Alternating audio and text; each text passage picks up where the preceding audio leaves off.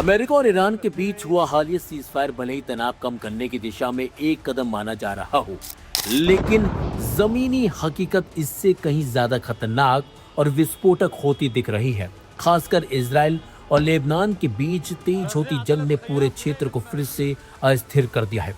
इस स्थिति ने वैश्विक स्तर पर टेंशन को भी बढ़ा दिया है, क्योंकि कई मोर्चों पर संघर्ष एक साथ भड़क रहा है।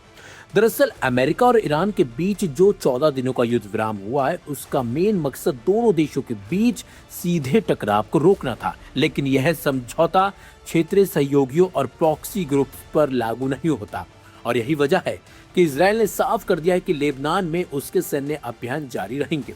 इजराइल का मानना है कि लेबनान में सक्रिय हिजबुल्ला उसके लिए बड़ा खतरा है, इसलिए वहां कार्रवाई जरूरी है। यहीं से टेंशन की असली चिंगारी भड़कती है। ईरान, जो हिजबुल्ला का प्रमुख समर्थक माना जाता है, लेबनान पर इजरायली हमलों को सीधे तौर पर अपने हितों पर हमला मानता है। और यही कारण है कि ईरान ने चेतावनी दी है कि अगर लेबनान पर हमले नहीं रुके तो वह अमेरिका के साथ हुए सीजफायर से पीछे हट सकता है। यह बयान अपने आप में बेहद गंभीर है, क्योंकि इससे सीधे अमेरिका ईरान टकराव दोबारा शुरू हो सकता है। स्थिति को और खतरनाक बनाता है हुर्मुज जलदम्बरू मध्य में ईरान का कदम। इस क्षेत्र से दुनिया के बड़े हिस्सों को तेल की सप्लाई होती है। ईरान द्वारा टैंकरों की आवाजाही रोकना सिर्फ क्षेत्रीय नहीं बल्कि वैश्विक आर्थिक तनाव को भी जन्म देता है। इससे तेल की कीमतों में उछाल और अंतर्राष्ट्रीय बाजार में अस्थिरता बढ़ सकती है। वहीं दूसरी तरफ व्हाइट हाउस ने स्पष्ट किया है कि यह सीजफायर केवल अमेरिका ईरान के बीच सीमित है, यानी लेबनान या इजराइल इससे बंधे नहीं है। और यही वजह है कि इस पूरे समझौते को कमजोर बनाती है और जमीनी स्तर पर हिंसा जारी रहने भी देती है। लेबनान में हालात तेजी से बिगड़ रहे हैं। एसोसिएटेड प्रेस और रॉयटर्स की रिपोर्ट्स के मुताबिक इजरायली हमलों में दर्जनों इमारतें तबाह हो चुकी हैं, अस्पतालों पर दबाव बढ़ गया है और बचाव कार्य लगातार जारी है। सिर्फ एक दिन के अंदर 90 से ज्यादा लोगों की मौत होने की खबर सामने आई है और सैकड़ों के घायल होने की खबरें भी सामने आ चुकी है। इस संघर्ष की भयानक स्थिति को ये तस्वीरें दिखाती हैं कि किस तरीके से बड़ी बड़ी बिल्डिंगों पर ड्रोन अटैक हो रहे हैं, मिसाइलें इजराइल की तरफ से दागी जा रही हैं। कुल मिलाकर यह स्थिति एक मल्टी लेयर टेंशन बन चुकी है। यहाँ एक तरफ अमेरिका ईरान सीजफायर है, तो वहीं दूसरी तरफ इजराइल लेबनान संघर्ष तेज हो रहा है। अगर ईरान अपने अल्टीमेटम पर कायम रहता है और सीजफायर टूटता है तो यह तनाव एक बड़े क्षेत्रीय युद्ध में बदल भी सकता है। और यही वजह है कि दुनिया की नजरें अब इस नाजुक संतुलन पर टिकी हैं, जहां एक छोटी चिंगारी भी बड़े विस्फोट में बदल सकती है।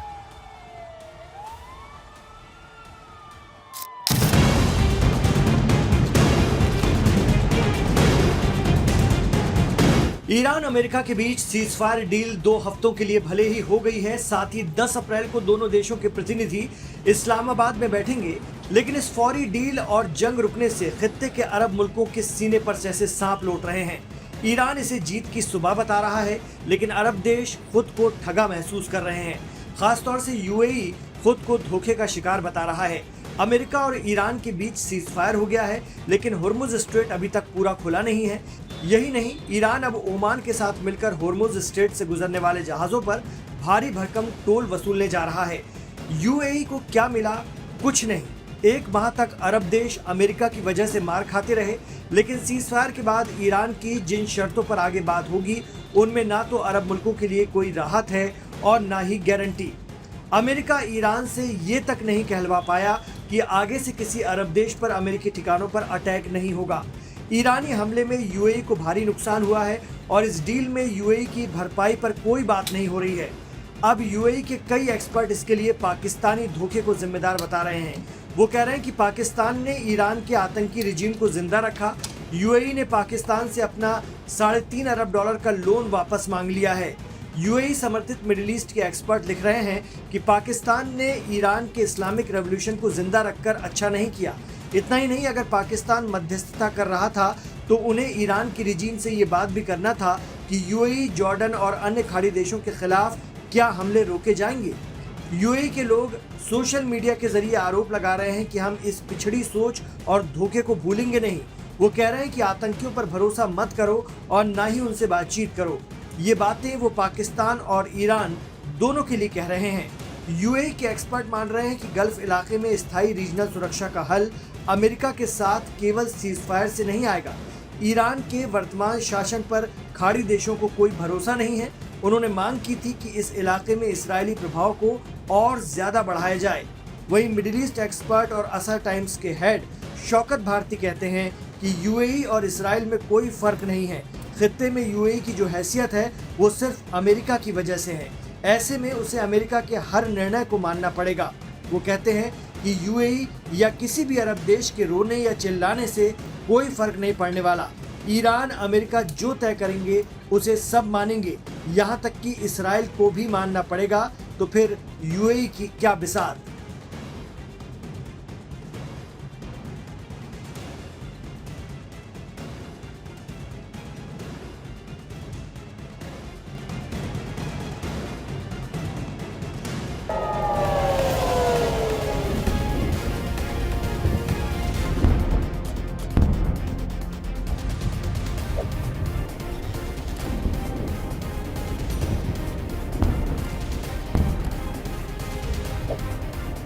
मिडिल ईस्ट में जंग को 39 दिन पूरे हो चुके हैं, लेकिन गुजरते दिन के साथ युद्ध और ज्यादा भीषण होता जा रहा है। इसी बीच अमेरिकी राष्ट्रपति डोनाल्ड ट्रंप ने ईरान पर बड़े हमले की धमकी दी, बल्कि ईरान को खत्म करने की बात भी कही, जिससे पूरी दुनिया में हड़कंप मचा हुआ है।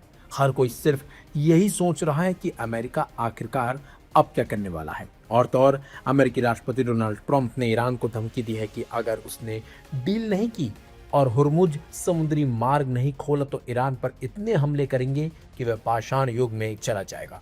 लेकिन इन सभी धमकियों के बीच अमेरिका ने एक ऐसा कदम उठाया जिससे मिडिल ईस्ट समेत पूरी दुनिया में अटकलों का बाजार गर्म हो गया। दरअसल अमेरिका ने पश्चिम एशिया में बढ़ते तनाव के बीच एक बड़ा और चौंकाने वाला कदम उठाया है। ट्रंप प्रशासन ने फारस की खाड़ी से सटे बहरीन में तैनात अपने करीब 1500 सैनिकों और उनके परिवारों को गुप्त तरीके से वहां से निकाल लिया है। इस गुपचुप निकासी और बहरीन से नौसैनिकों की तैनाती पर अमेरिकी यू टर्न का अंदाजा इसी बात से लगाया जा सकता है कि सैनिकों से कहा गया था कि वे अपने साथ केवल उतना ही सामान ले जाएं जितना कि उनके एक बैकपैक में आ सके। इसके साथ ही अमेरिकी सैनिकों को पालतू जानवरों को भी निकालने की इजाजत दी गई थी। मीडिया रिपोर्ट्स में दावा किया गया है कि उन्हें आदेश दिया गया था कि जो बैग में आ सके उतना ही लेकर तुरंत निकलो।